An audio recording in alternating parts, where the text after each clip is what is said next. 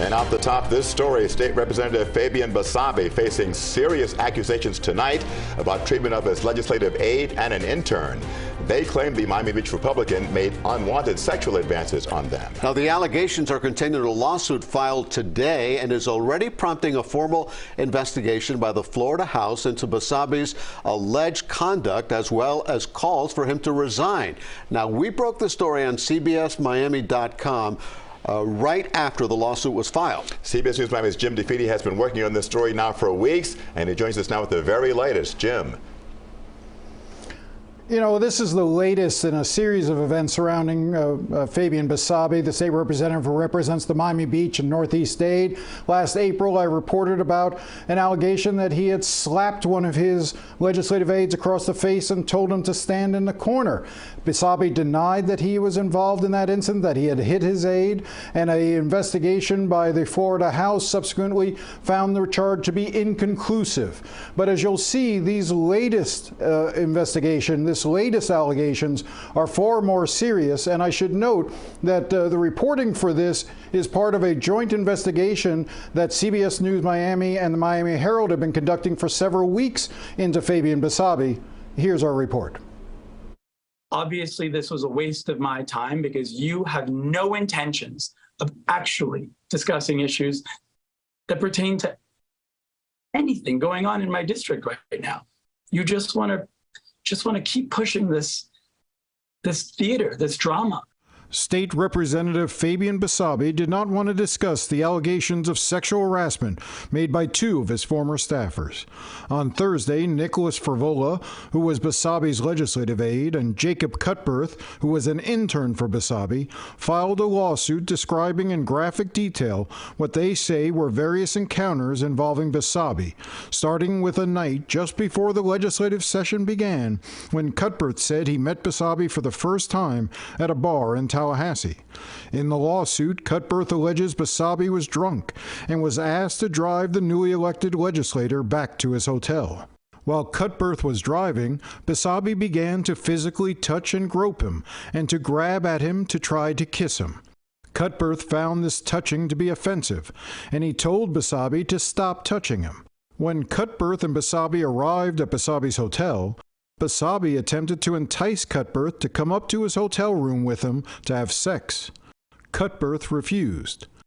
Cutbirth recognized that Basabe was intoxicated, and he believed that when Basabe became sober, he would be embarrassed by his behavior and refrain from engaging in such acts and comments in the future. A month later, on January 24, 2023, Cutbirth was hired as an unpaid intern, working for Basabe at the Capitol 2 days a week. Cutbirth believed the invitation to serve as Basabe's intern was an apology for the offensive touching and comments that Basabe had engaged upon him on December 15, 2022. But within a week, Cutbirth said Basabe started making inappropriate sexual comments. Basabe stated that Cutbirth was eye candy. On several occasions, Basabe called Cutbirth into his office and told Cutbirth that he needed to flirt with him while he was in the office. Basabe told Cutbirth that he should not marry his girlfriend, fiancée, because the marriage would never last, and that Cutbirth should explore his sexuality by having sex with men. On February 21, 2023, Basabe showed Cutbirth and Nicholas Frivola a photograph of a naked man on his phone. Basabe's comments allegedly grew even more explicit regarding sex. Because Cutbirth found Basabe's pervasive sexual harassment and comments to be offensive to him, he quit as Basabe's intern that same day, March 7th, by walking out of the office and never returning. While interning at the Capitol, Cutbirth also worked at a local bar. The owner, Carl Bengston, told us that Cutbirth discussed with him Basabe's behavior as it was happening. "It takes a lot for my skin to crawl," he said, and it was making my skin crawl. Bengston, who is gay, said he warned Cutbirth that Basabe's actions seemed predatory and that Cutbirth should try to get himself another internship. The suit also provides an account of an alleged incident at North Beach Elementary. On December 20, 2022, while Basabe and Nicholas Frivola were at North Beach Elementary for the school's career day and standing in the back of a classroom full of children, Basabe stated to Nicholas Frivola, "I want all of that butt." And then Basabe touched Nicholas Frivola's buttocks by slapping it with his hand, which Nicholas Frivola found offensive and which was without his consent. Both Cutbirth and Frivola say that they didn't know what they could do or how to report Basabe's behavior because he made both of them sign non-disclosure agreements when they went to work for Basabe. Cutbirth and Frivola provided CBS Miami and the Herald copies of the NDA they claim Basabe made them sign. Did you sexually harass Nick Frivola? Of course I did not. This is getting a little bit ridiculous.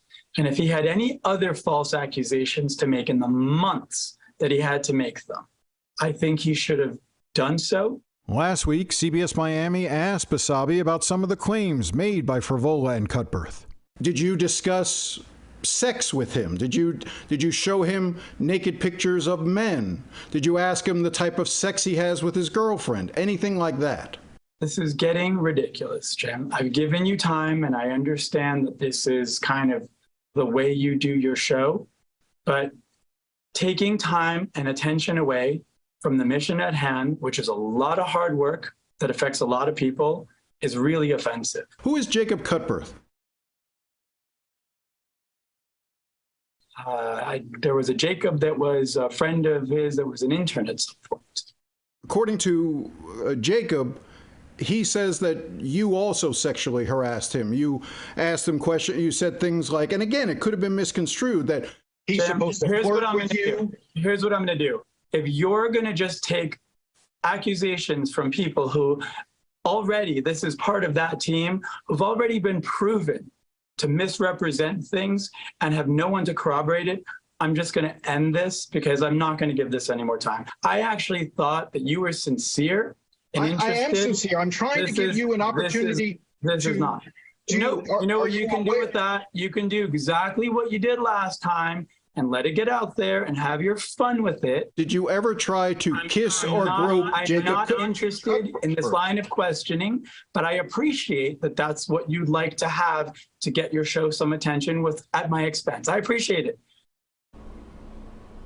Now, attorneys for Cutbirth and Frivola say that during the investigation by the House Speaker into the alleged slapping incident that occurred earlier, they made the law firm that was investigating that aware of the sexual harassment allegations, yet they took no action. They said it was beyond their scope and that the Speaker's office did not want this part of it investigated. Now, the Speaker's office today issued a statement denying that, saying that, in fact, this is the first time they heard about the sexual harassment allegations, and as a result, they're now launching a new investigation with a new law firm to look after what Frivola and Cutbirth are saying with regard to Basabe. Basabe, again, maintains his innocence. He says none of this has happened. He's vehement about it. His attorney contacted us after the lawsuit was filed, and he says that ultimately Basabe will be vindicated in court, but certainly it's going to add a lot of pressure to Basabe, who's already facing criticism from those that he represents over his handling of certain votes in Tallahassee, particularly on anti-LGBTQ matters, which he's voted in favor of, barring some of that activity. Jim DeFede reporting to us. Jim, I know you'll be following this story wherever it leads. Thank you so very much.